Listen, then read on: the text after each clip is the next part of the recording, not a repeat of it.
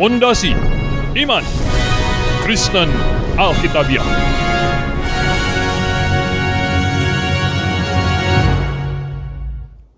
Pemirsa yang kami kasihi di dalam Yesus Kristus, kali ini saya ingin mengajak pemirsa untuk mempelajari sesuatu yang sangat penting. Sesuatu yang mempengaruhi banyak hal di dalam kita menafsirkan Alkitab. Sesuatu yang memberikan input kepada kita tentang banyak ayat di dalam Alkitab, tentang bagaimana itu harus ditafsirkan dengan benar, yaitu masalah kedatangan Elia, yang sikap terhadap kedatangan Elia ini merubah segala-galanya. Nah, saya ingin mengajak melihat Injil Matius pasal yang ke-17. Kita akan membaca dari ayat 9 sampai ayat yang ke-13.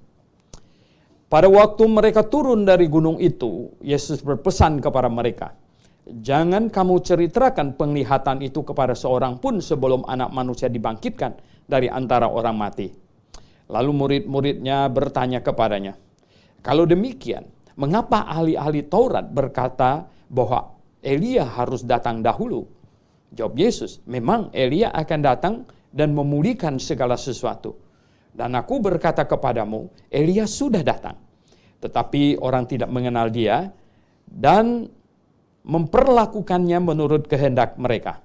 Demikian juga Anak Manusia akan menderita oleh mereka." Pada waktu itu mengertilah murid-murid Yesus bahwa ia berbicara tentang Yohanes Pembaptis.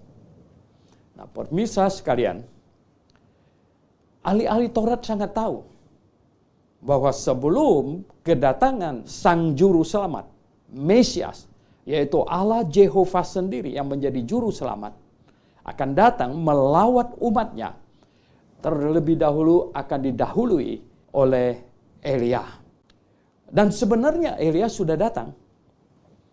Dan Elia memenuhi apa yang dituliskan di dalam kitab Maliaki. Coba perhatikan ya. Nabi Maliaki menutup kitab Perjanjian Lama, sebenarnya memberitahukan bahwa Allah akan datang dan kedatangannya akan didahului dengan kedatangan Elia. Maliaki pasal 4 ayat 5 berbunyi demikian, "Sesungguhnya aku akan mengutus Nabi Elia kepadamu menjelang datangnya hari Tuhan, hari Jehovah yang besar dan dahsyat itu." Jadi kedatangan Jehovah yang dahsyat, hari Allah yang maha besar itu, dinubuatkan oleh Nabi Maliaki, didahului oleh kedatangan Elia. Dan ketika Allah datang, maka dia akan memulihkan segala sesuatu. Maka tidak ada lagi orang sakit. Kerajaan Allah akan turun ke bumi ini. Dan anak Daud akan memerintah kerajaan Daud selama 1000 tahun sebenarnya. Nah, pemirsa yang saya kasih dalam Tuhan Yesus Kristus, ya sebenarnya Elia sudah datang belum kalau Yesus Kristus adalah Jehovah itu sendiri? Yohanes sudah datang belum? Elia sudah datang belum? Sudah, dia adalah Yohanes. Kita lihat lagi di dalam Injil Matius pasal yang ke-11. Ayat yang ke-13 dan 14 berbunyi, "Sebab semua nabi dan kitab Taurat bernubuat hingga tampilnya Yohanes. Dan jika kamu mau menerimanya, ialah Elia yang akan datang itu." Perhatikan, jika kamu mau menerimanya, ialah Elia yang akan datang itu. Tetapi karena kamu tidak menerimanya, maka dia tetap Yohanes Pembaptis. Sebenarnya dia adalah Elia, dan Elia sudah datang. Nah, kalau kita mau pelajari Elia, coba dibuka di 2 Raja-Raja, pasal 1 ayat 5. "Sesudah utusan-utusan itu kembali kepada raja, berkatalah ia kepada mereka, 'Mengapa kamu kembali?' Jawab mereka kepadanya, 'Ada seorang datang menemui kami dan berkata kepada kami, Pergilah, kembalilah kepada raja yang telah menyuruh kamu, dan katakanlah kepadanya, beginilah firman Tuhan, apakah tidak ada Allah di Israel sehingga engkau menyuruh meminta petunjuk kepada Baal Jebub, Allah di Ekron? Sebab itu engkau tidak akan bangun lagi dari tempat tidur di mana engkau berbaring, sebab engkau pasti akan mati. Lalu bertanyalah ia kepada mereka, ini Raja Ahab ini, bertanya kepada mereka, bagaimana rupa orang yang telah datang menemui kamu itu dan yang mengatakan perkataan ini kepadamu?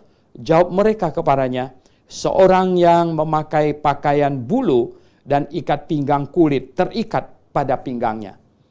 Maka berkatalah ia, itu Elia orang Tisbe. Ya, itu Elia orang Tisbe. Jadi Elia mempunyai ciri khas, yaitu pakaiannya bulu, ya, bulu dan ikat pinggangnya kulit. Nah, kalau kita cocokkan lagi dengan Yohanes Pembaptis di Injil Matius pasal yang ketiga, jelas sekali. Ya. Kalau kita baca di ayat 4 di situ, Yohanes memakai jubah bulu unta dan ikat pinggang kulit, dan makanannya belalang dan madu hutan.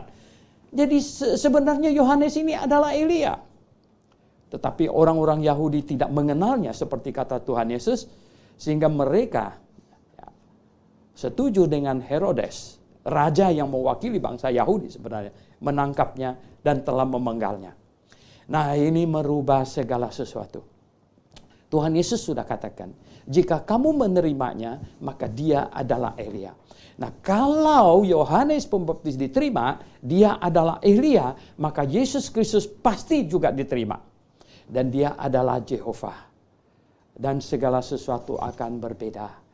Dan jikalau itu terjadi, maka sebenarnya apakah Yesus akan tersalib? Oh ya, dia akan tersalib juga.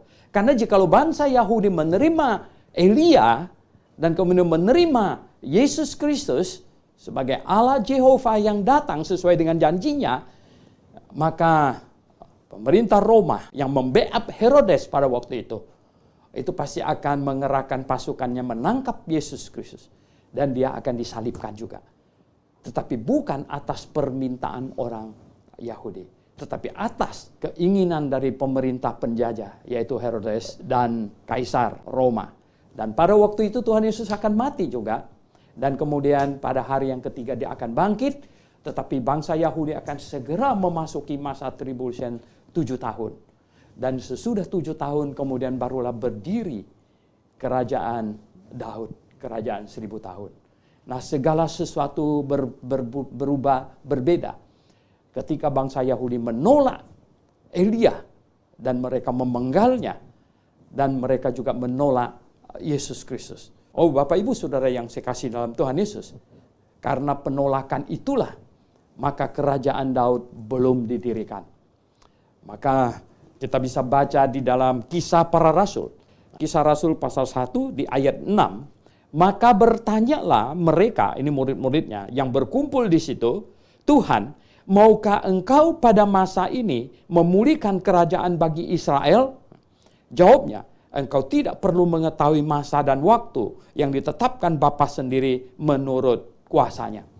Jadi murid-murid bertanya, apakah sekarang ini, maukah engkau pada masa ini memulihkan kerajaan bagi Israel, memulihkan segala sesuatu seperti yang dijanjikan, yaitu tidak ada lagi sakit penyakit, segalanya dipulihkan, pemulihan segala sesuatu. Dan Tuhan Yesus berkata, engkau tidak perlu tahu waktu dan masa yang ditetapkan. Ya, masa dan waktu yang ditetapkan. Ya, engkau tidak perlu tahu. Jadi, Bapak Ibu Saudara yang saya kasih dalam Tuhan Yesus Kristus. Kerajaan 1000 tahun, kerajaan anak Daud, yang sebenarnya pada waktu itu, jikalau bangsa Yahudi menerima Elia dan menerima Yesus Kristus sebagai Sang Jehovah, yang datang melawat umatnya, maka mereka akan segera masuk ke dalam kerajaan 1000 tahun pada waktu itu semua. Tetapi karena ditolak, maka sebenarnya kalau Bapak Ibu mempelajari surat Roma, Rasul Paulus bilang, itu akhirnya bangsa Yahudi seperti pohon zaitun asli yang cabangnya dipotong dan sekarang dicacakkan atau dicangkokkan ini dahan pohon zaitun liar, yaitu bangsa-bangsa non-Yahudi. Semuanya ini Injil diperintahkan kepada siapa? Kepada sekelompok murid yang percaya, yang mereka orang Yahudi juga, tetapi sebagian besar tidak percaya. Nah, sebagian kecil yang percaya ini, Tuhan namakan itu jemaat. Dan Tuhan sebut itu jemaat. Dan jemaat inilah sebenarnya yang Tuhan perintahkan untuk memberitakan Injil ke seluruh muka bumi. Jadikan sekalian bangsa muridku. Jadi mempersilakan semua bangsa untuk masuk kerajaan sorga. Bapak Ibu yang saya kasih dalam Tuhan Yesus Kristus, karena penolakan bangsa Yahudi akan Injil, karena penolakan bangsa Yahudi terhadap Elia dan Yehova yang datang menjenguk mereka, maka sekarang Injil diberitakan kepada semua bangsa di muka bumi ini. Sampai kapan? Sampai yang masuk, jumlah yang masuk penuh katanya. Nah, coba kita lihat di Roma pasal yang ke-11. Di situ jelas sekali. Ayat 25. Sebab, saudara-saudara, supaya kamu jangan menganggap dirimu pandai, aku mau agar kamu mengetahui rahasia ini. Sebagian dari Israel telah menjadi tegar sampai jumlah yang penuh dari bangsa-bangsa lain telah masuk. Sampai jumlah yang penuh dari bangsa-bangsa yang lain masuk. Nah, Bapak Ibu Saudara yang saya kasih dalam Tuhan Yesus, jadi begini, jangan salah menafsirkan Alkitab. Mengapa hari ini kita masih sakit? Sebenarnya pemulihan segala sesuatu memang belum terjadi. Jadi kedatangan Tuhan Yesus yang pertama kali, seandainya itu diterima oleh bangsa Yahudi, maka akan terjadi pemulihan segala-galanya. Pemulihan yang sempurna. Namun karena bangsa Yahudi menolak Elia maupun Sang Mesias, ditolak, maka pemulihan hanya bersifat rohani. Jadi terjadi pemulihan secara rohani. Penyembuhan rohani bagi orang yang percaya. Bagi orang yang menerima. Nah, Bapak Ibu yang saya kasih dalam Tuhan Yesus, pemulihan jasmani kapan? Pemulihan jasmani nanti. Pada waktu kedatangannya yang kedua kali. Maka segala sesuatu akan dipulihkan. Pemulihan segala sesuatu. Sekarang hanya pemulihan rohani saja. Jadi kesembuhan rohani kita. Bagi setiap orang yang percaya, maka rohani kita telah disembuhkan. Tetapi jasmani kita belum. Nubuatan Nabi Yesaya berkata, oleh bilur-bilurnya kita akan sembuh. Sebenarnya itu betul jikalau bangsa Yahudi menerima Yohanes Pembaptis sebagai Elia dan menerima Sang Mesias. Tetapi karena mereka menolak, maka bilur-bilur Tuhan Yesus menyembuhkan penyakit rohani kita. Jadi keselamatan jiwa kita, penyakit rohani kita selesai, yaitu setiap orang yang bertobat percaya kepada Tuhan Yesus. Sedangkan penyakit jasmani kita masih tetap. Ya, kita tetap akan kena virus, kita tetap akan sakit, ya. Kita tetap akan, tubuh kita tetap menjadi lemah, berbagai penyakit tetap akan mendera kita. Karena apa?